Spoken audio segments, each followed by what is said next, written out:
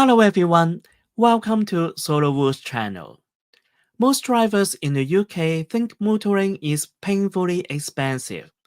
Every time you pull into a petrol station, it feels like the numbers on the display spin faster than your wheels. With prices hovering around £1.37 a litre in the summer of 2025, it's easy to believe Britain must be one of the worst places in Europe to rent a car. Yet, here is the surprise. Compared with many of our neighbors, the UK is actually one of the cheapest countries in developed Europe to drive in. That sounds unbelievable, doesn't it? But when you dig into the details of how much fuel you use, how much tax you are paying, and what extra charges exist just to use the road, the UK starts to look like very good value. The key difference lies in motorway tolls. Our network, with only a handful of exceptions like the M6 toll in the Midlands or the Dartford crossing in London, is free at the point of use. That single fact changes the whole calculation. Imagine driving 300 miles from Calais to Lyon in France. Not only will you be paying a higher price per litre at the pump, but you would also hand over more than £40 in tolls along the way. Do the same 300 miles on the M1, M6, or M40 in Britain, and there's no toll gate at all. The only cost is the fuel in your tank. That difference makes Britain stand out once you compare fairly across countries. The first big element is fuel itself. A realistic measure of fuel economy is about 40 miles per gallon, which is roughly 11 liters per 100 miles. A 100-mile journey at August 2025 petrol prices in Britain works out at roughly £15 in total fuel cost, which equals 15 pence per mile. That might not sound cheap when you are paying for it at the till, but it sits right in the middle of the European range. Italy, the Netherlands, and Finland have much higher pump prices, which means their drivers pay closer to 20 pence for each mile they travel. Switzerland, too, is significantly above Britain, despite its reputation for efficiency and well-maintained roads. If you look east, Poland, Romania, and Hungary are cheaper, often by several pence per mile, thanks to lower local fuel prices and lighter taxes. But within Western Europe, Britain is consistently among the most affordable. And here's the detail many people don't realize. Fuel duty in the UK has been frozen since 2011, and the recent 5 pence cut has still not been reversed.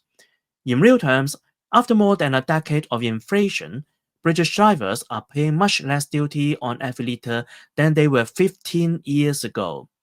That stability is one of the reasons our pump prices don't spiral out of control compared with Europe, even though people still feel squeezed when they fill up. Across much of continental Europe, tolls are not an occasional annoyance but a standard part of long-distance driving. France is the most famous example, with its network of autoroutes run by private concession companies. Covering 100 miles there typically costs £13 in tolls, almost as much as the petrol itself. Italy has a similar system, charging about £10 per 100 miles of motorway. Spain and Portugal also rely heavily on toll revenue, and while some regions have cut or removed charges, many routes remain expensive. Even in Croatia, where tourists flock to the Adriatic coast, the main motorway from Zagreb to Split has more than £10 per 100 miles in toll fees. Then there are countries that use vignettes rather than pay-per-mile toll booths. Switzerland charges over £40 for an annual motorway vignette, whether you drive once or 100 times. Austria, Slovenia, and Slovakia use a similar system with shorter duration stickers, but it still means an unavoidable extra cost. These charges often make the toll component as big as or even bigger than the fuel itself. By contrast, the UK enjoys a massive advantage. Our motorway system was funded through general taxation and fuel duty, so drivers don't encounter toll gates every 50 miles. Beyond a handful of small exceptions, the UK's motorway network is free to use, which keeps our overall per mile cost well below France, Italy, or Switzerland. But here is the catch. Just because driving is cheap doesn't mean it's good for the country. In fact, it creates new problems. When fuel duty is frozen for over a decade and motorways remain free to use, people naturally choose the car over other options.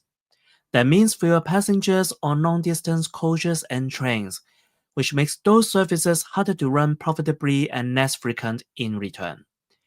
It also means more traffic on the roads, leading to congestion, longer travel times, and frustration for everyone. On top of that, more cars on the road means more carbon emissions and more local air pollution, which affects the health of people living near busy routes. While cheap driving feels like a benefit to individual motorists, it can be a disadvantage for society as a whole.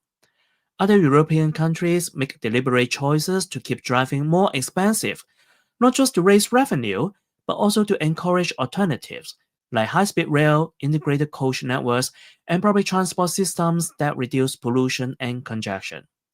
So, when we ask whether Britain is one of the cheapest countries in Europe to drive in, the answer is yes, but that isn't automatically good news. In the short term, drivers are grateful.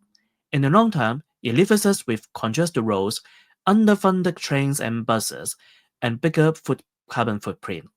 That's not sustainable forever. If you found this breakdown thought-provoking, please like, subscribe, and share this video so others can join the discussion.